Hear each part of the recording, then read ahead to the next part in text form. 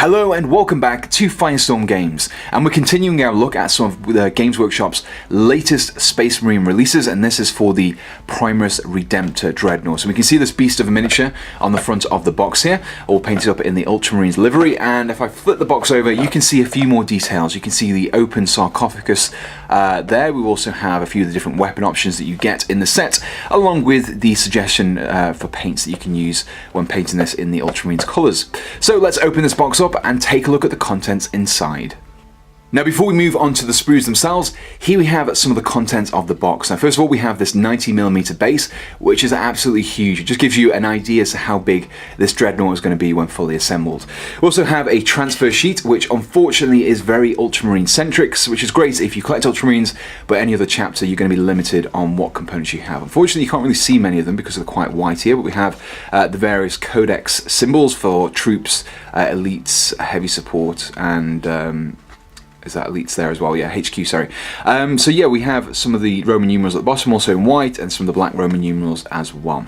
So moving on, we have the instruction booklet itself, and we have all these nice full colour instructions. All the components are numbered. You can see the components can move around. You shouldn't glue. Very, very in-depth guide, especially when you've got these kind of kits that have got multiple weapon options and posable parts. It's great when they actually tell you which parts not to glue and which parts to glue, just to make your life easier down the line. In addition to that, we also have the rules listing for the Redemptor Dreadnought as well. Really nice. Again, you know exactly what weapon options are available straight out of the box. You don't need to wait until the codex or go pouring through the codex. On the back here we have a guide as to what all the transfers mean, as well as a more in-depth painting guide for painting it in the Ultramarine colours as well. So let's move on to the sprues themselves.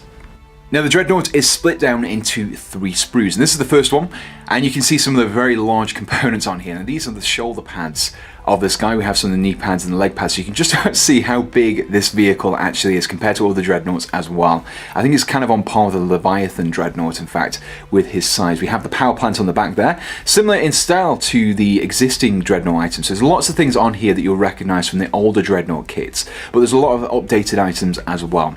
Very nice detailing again in these kind of, you've got the Mechanicus symbol there, you've got these pipes, which support, I think this is the main sarcophagus component there. All these items that are going into the life support for keeping that fatally wounded Space Marine alive. The feet as well, again, very similar to the original Dreadnought feet, but much bigger, much bulkier as well. So that's the first sprue looked at. Let's move on to the second sprue. The second sprue that we have here features some of the weapons we get in this set. Now you can see here we have the Macro Plasma Incinerator. This thing is absolutely huge. It's basically the kind of a large version of the Hellblaster's plasma guns. You can see there, absolutely huge.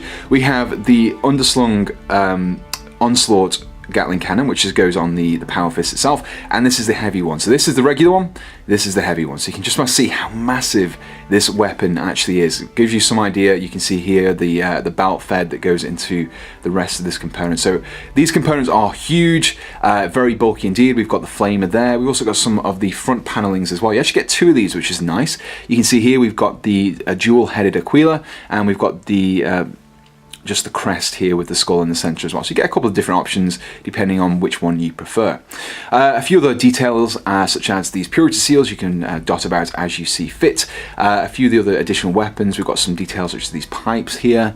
What else have we got? That's pretty much it. We've got this belt fed as well. Again, I really like to see these belt fed items in these sets because it kind of gives them a bit more of a realistic interpretation of how these weapons would actually work, because often these weapons simply have a small magazine, and which probably wouldn't even last them 1 turn's worth of shooting. So having these belt fed systems really gives the impression that these are heavy firepower weapons that are going to be putting out an awful lot of punishment. And just at the end there, just almost missed it, was the sarcophagus plate as well.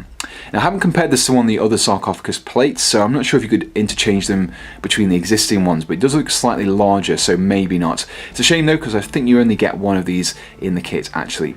So that's the second sprue looked at. Let's move on to the third and final sprue. The third and final sprue that we have here isn't quite as interesting as the previous one, but it does have the main body of the Dreadnought itself. So you can see here we've got the arm sections here, and we've got this familiar kind of locking cupula, which means you can lock the arms in, move them around, repose them, remove them as you see fit. Got another one to the other side.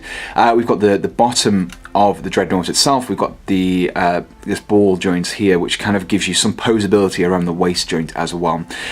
More items such as pipes. We've got these vents for the power plant.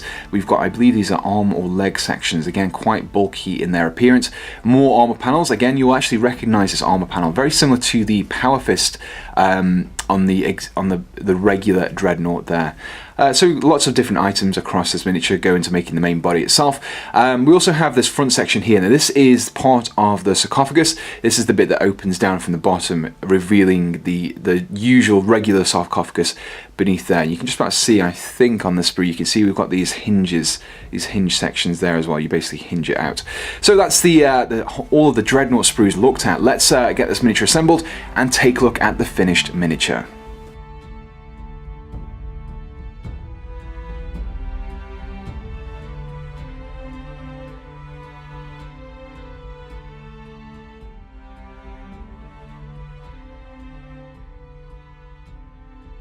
So that concludes our look at the Primaris Redemptor Dreadnought, and it's absolutely huge. It stands well above the regular Dreadnought and kind of continues that mantra that Primaris have, which is bigger is better. It's bristling with weaponry. You can see just some of the examples here. We've got 5 weapons that are visible at this moment.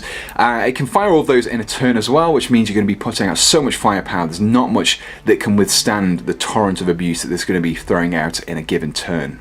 In design terms, I really like the look of this Dreadnought. It's kind of taken some of the recognizable features of the regular Dreadnought, which is the sarcophagus, the chest panels, and the Dreadnought close combat fists, but it's kind of merged them slightly with the Contemptor Dreadnought, give it more articulation in its legs, rather than those short, stumpy legs that the regular Dreadnought had. And yeah, it kind of gives it more of an impression that this would be a formidable fighting machine, as opposed to just one that kind of waddles around the battlefield with a big gun. So yeah, I'm quite impressed by the size of it, quite impressed by the more kind of human-like appearance that it has. It still has those regular features with the sarcophagus though as well, very iconic there. Quite like the fact that this opens up as well. It kind of gives you some ideas how the Redemptor Dreadnought works in a kind of a fluff perspective. It kind of looks like the Space Marines can be slotted in and out as they see fit, rather than being locked in the Dreadnought for all times. I haven't seen the codex yet, so I don't know if that's going to be the case, but maybe judging by what we've seen so far. Now, if you're interested in picking this kit up for yourself, it's available on the Firestorm Games web store for £34, which is £6 cheaper than the RRP of £40. So I'll include a link in the description below to take you directly to the Firestorm Games web store, where you can pick one of these up for yourself. Now, if you enjoyed this video, please do let us know in the comments below, and also make sure you subscribe to be kept up to date with all of our future videos.